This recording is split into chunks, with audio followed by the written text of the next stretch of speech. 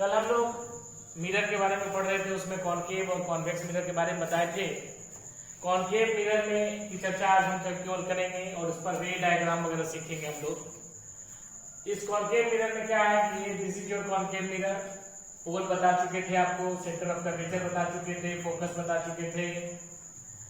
ये यहाँ से लेकर यहाँ तक जो है रेडियस ऑफ कर्वेचर है और यहाँ ये जो है आपका फोकल लेंथ है।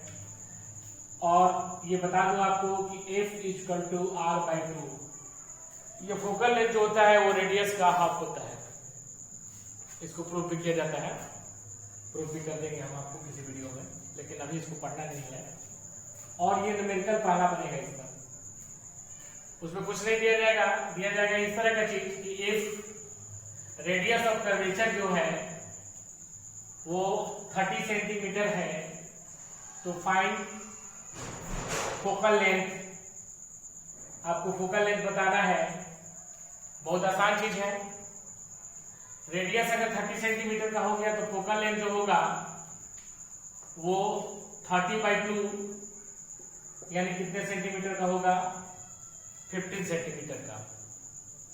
या हो सकता है कि फोकल लेंथ दे दे, रेडियस पूछे, तो रेडियस को आप क्या कर दो, रेडियस को आप डबल कर दोगे। तो इस स्थिति में फोकल लेंथ मान लो 15 देता है तो रेडियस जो हो जाएगा वो क्या हो जाएगा, 30 हो जाएगा। अब हम लोग सीखेंगे रे डायग्राम। बहुत इंपॉर्टेंट टॉपिक है एग्जाम के लिए, बहुत इंपॉर्टेंट टॉपिक है एग्जाम के लिए। सबसे फर्स्ट आप जान लो कि कॉनकेव मिरर के सामने इलाका है, इलाका नंबर 1 ये है स्टूडेंट्स, ये हेलो 1 सा कौन सा है, ऑब्जेक्ट अगर होगा सेंटर ऑफ कर्वेचर और इंफिनिटी के बीच में, मतलब यहाँ पे ये पेन यहाँ। Second, object is at centre of curvature, मतलब ये सेंटर ऑफ कर्वेचर पर आ जाए ऑब्जेक्ट। थर्ड, ऑब्जेक्ट कहाँ हो, सी और एफ के बीच में आ जाए, यहाँ पर सी एंड एफ के बीच में। फोर्थ, ऑब्जेक्ट कहाँ खड़ा हो जाए, फोकस पर। 5, ऑब्जेक्ट कहाँ हो, फोकस और पोल के बीच में। ये पांचों जगह पर आपको ऑब्जेक्ट का रे डायग्राम या तो याद करना पड़ेगा, उसके 4 कैरेक्टर को याद करना पड़ेगा, या फिर एक ट्रिक देखो। क्या ट्रिक है कि जैसे आप यहाँ पर आपका ये कॉनकेव मिरर है, आप यहाँ पर हो सी, याद रखना बाबू स्टूडेंट्स कि इसमें अगर ये 2 सेंटीमीटर ले रहे हो तो इसको 1 सेंटीमीटर लेना, हाफ, क्योंकि ये फिजिकल टू R/2 बताया। यहां मान लो कि ऑब्जेक्ट है,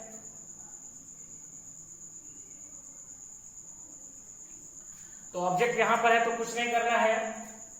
यहां पर एक बात याद रखना कि थोड़ा एरो ऐसे दे दो, शुरू दिन ही बताए थे फर्स्ट वीडियो में। यहां से आप रे चलाओगे, यहां से रे आने के बाद ये फोकस से पास हो जाएगा और फिर यहां से ये रे आएगा और यहां बनेगा। ध्यान दो, ये हो गया ऑब्जेक्ट और ये हो गया इमेज। ऑब्जेक्ट का नाम ले लो, ऑब्जेक्ट का नाम ले सकते हो ये भी, दिस इज योर A', कभी ऐसा नहीं होगा कि प्लेन मिरर के सामने खड़े हुए होगे और तुम्हारा फिगर एकदम सामने बन जाए ऐसे आगे, तो डर जाओगे, बहुत करने लगोगे। लेकिन इस मिरर में ऐसा होता है, ऑब्जेक्ट यहाँ होगा और इमेज यहाँ बनेगा, बट इसको आप देख नहीं सकते हो। इसके लिए आपको स्क्रीन लाना पड़ेगा। यहाँ जब स्क्रीन लाओगे तब आप उसको देख सकते हो, तो आप स्क्रीन पर बनोगे।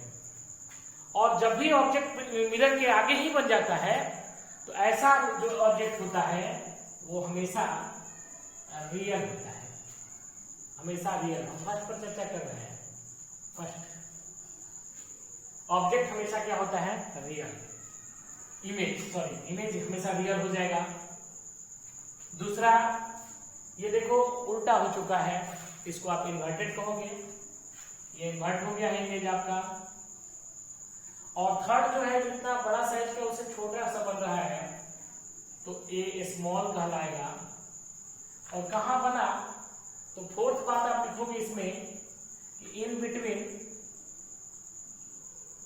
सी and F, center and curvature के बीच में बनता है, ये सेंटर और फोकस के बीच में।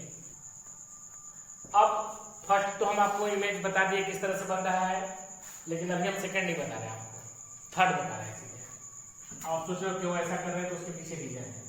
एक आपको हम ट्रिक बताने जा रहे हैं। ट्रिक क्या है कि मान लो कि ये सी है और ये फोकस है, ध्यान रखना है 2 सेंटीमीटर है तो ये 1 सेंटीमीटर होना चाहिए। आपका ऑब्जेक्ट थर्ड में यहाँ खड़ा है ना, सी एंड एफ के बीच में। तो किसी से भी काम लेना होता है तो अगर काम हुआ एक बार में तो ठीक है, नहीं हुआ तो दूसरी बार उसके हेड पर सवार होते हैं। तो देखो सबसे पहले ऑब्जेक्ट के हेड पर आ जाओ, हेड पर आने के बाद यहाँ से जाओगे, मिरर से टकराओगे, फोकस से पास हो जाओगे। फर्स्ट रूल नहीं काम करना। फिर से क्या करो कि फिर से ऑब्जेक्ट के हेड पर आ जाओ और सेंटर ऑफ कर्वेचर से होते हुए आ जाओ। ये दोनों रे जहां मिला वहीं इमेज बना। मतलब क्या करना है आपको, 2 बार सवार होना है। पहला ऑब्जेक्ट हेड पर आओगे, मिरर से टकराओगे, फोकस से पास हो जाओगे, पहले में भी यही किया हमने। फिर ऑब्जेक्ट हेड पर आओगे, सेंटर ऑफ कर्वेचर से टकराओगे, दोनों जहां मिला वहीं पर इमेज बना। अब इस इमेज के बारे में देखो, मिरर के अंदर तो नहीं बना, मिरर के कहां बना, बाहर बना। तो बाहर बना तो क्या बोलोगे, वही रियल। सेकंड क्या हुआ, देखो जी अपोजिट हो गया। रियल हमेशा इन्वर्टेड होता है, रियल इमेज हमेशा इन्वर्टेड होता है, उल्टा होता है। तो ये आपका क्या हो गया, इन्वर्टेड हो गया। थर्ड जो है आपका कहां बना, तो सेंटर ऑफ कर्वेचर और इन्फिनिटी के बीच बन गया। देखो फर्स्ट वाली जगह पर, फर्स्ट इलाके पे, पहले वाले इलाके में जाके बनता है। तो सी एंड इन्फिनिटी हुआ। और फोर्थ क्या बोलोगे, तो फोर्थ में बोलोगे कैसा दिख रहा है आपको इमेज, स्मॉल कि लार्ज, लार्ज, तो लार्ज बोलो। मतलब आपको 2 ही काम करना है, ऑब्जेक्ट के सिर पर सवार होना है, फोकस से टकराना है, फिर सेंटर ऑफ कर्वेचर से होकर के जाना है। इसीलिए हमने दूसरे को रोका है, दूसरे के बारे में बताने जाना। अब सेकंड केस में ऑब्जेक्ट कहां खड़ा है, सेंटर ऑफ कर्वेचर पर, जिसको हम छोड़ के अभी भी गए थे। फिर वही बोल क्या, ऑब्जेक्ट हेड पर आ जाओ, फोकस से टकरा जाओ, फोकस से टकराने के बाद अब आपको पास करना है सेंटर ऑफ कर्वेचर से। अरे सेंटर ऑफ कर्वेचर तो नीचे ही दिख रहा है, तो यही बनेगा, यहीं पर। जितना बड़ा साइज है उतना ही बड़े साइज का ऑब्जेक्ट भी बन गया।